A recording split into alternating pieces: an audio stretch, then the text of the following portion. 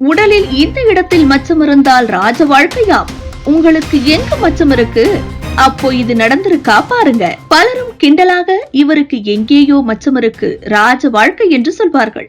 அப்படித்தான் ஒவ்வொருவருக்கும் இருக்கும் மச்சங்களும் அவற்றின் பயன்களை பற்றியும் பார்க்க போகிறோம். மனித உடலில் புற்று, மச்சம், தாடி, கிருமிகள் என உருவாகும் அனைத்தும் மருத்துவ ரீதியாக சராசரியான உடல் செயல்பாடுகளாகவே விளக்கப்படுகின்றன.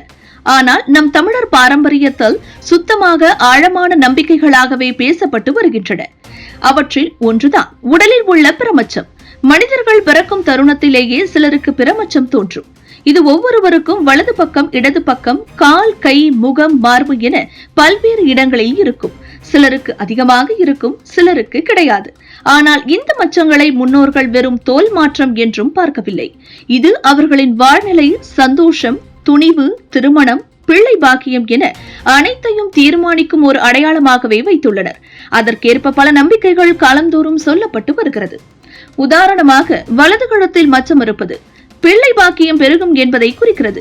இது குடும்பத்தில் சந்தானம் ஏற்படும் நல்ல யோகம் என்றும் நம்பப்படுகிறது. அதேபோல் இடது கழுத்தில் இருந்தால் வாழ்க்கை முழுவதும் சோதனைகள் நிறைந்ததாக இருக்கும் என்றும் கூறுவர். ஆனால் அதை கடந்து வெற்றியை அடைவார்கள் என்றும் சொல்வார்கள். வலது கண் பகுதியில் மச்சம் இருந்தால் பண நஷ்டம், எதிரிகள் அதிகம் என்று கூறுகின்றனர். இடது கண் பகுதியில் இருந்தால் மன அமைதி குறைவாக இருக்கும் என்றும் சிலர் நம்புகின்றனர். நெஞ்சின் மேல்புறம் மச்சம் இருந்தால் மன அமைதி மற்றும் குடும்ப பாசம் அதிகமாக இருக்கும். இதன் கீழ்ப்புறத்தில் இருந்தால் நிதானமாக செயல்படும் நபர் எனவும் சொல்வார்கள். வலது மார்பில் இருந்தால் படிப்பு, அறிவு, திறமை, வளர்ச்சி என்று கூறப்படுகிறது.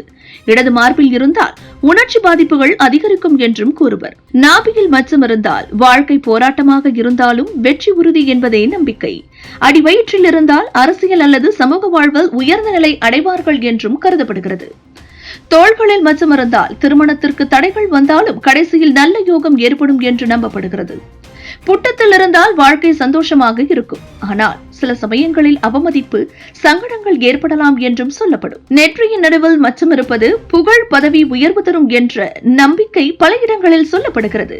வலது பக்கத்தில் இருந்தால் தைரியம், ஆண்மை அதிகரிக்கும் என்றும், இடது பக்கத்தில் இருந்தால் முன்கோபி எண்ணங்கள், ஆச்சரியமான சம்பவங்கள் நிகழும் என்றும் கூறுவர். அதேபோல் வலது மற்றும் இடது அக்குள் பகுதியில் மச்சம் இருந்தால் காம உணர்ச்சி அதிகரிக்கும், தாய்மை பாதிப்பு ஏற்படலாம் என பழமொழிகள் கூறுகின்றன.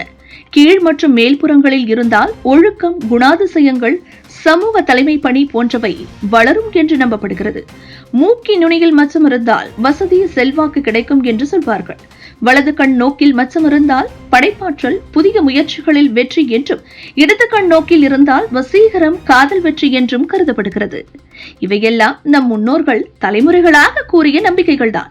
ஆனால் இது விஞ்ஞான ரீதியில் நிரூபிக்கப்பட்டவை அல்ல என்பதால் இதையே நம்பிக்கொண்டு வாழ்வதை தவிர உண்மையான வாழ்க்கை வெற்றி நம் செயல், உழைப்பு, நேர்மை, தன்னம்பிக்கை, பொறுமை ஆகியவற்றின் அடிப்படையிலேயே அமையும் என்பதை நாம் உணர வேண்டும்.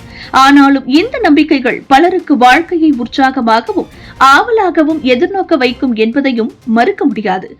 ஒவ்வொரு மனிதரும் தன்னை நம்பி வாழ வேண்டும் என்பதே உண்மையான அதிர்ஷ்டம் என்பது மறைக்க முடியாத உண்மை. இது போன்ற முக்கிய நிகழ்வுகள், அரசியல் தகவல்களை ஆழமாக மாறுபட்ட கோணத்திலும் அறிந்து கொள்ள மறக்காமல் பாரத் மெயில் 24 பக்கத்தை பின்பற்றிக் கொள்ளுங்கள். உங்கள் ஒவ்வொரு ஆதரவும் இது போன்ற பல நிகழ்வுகளின் பின்னணியை அறிய உதவும்.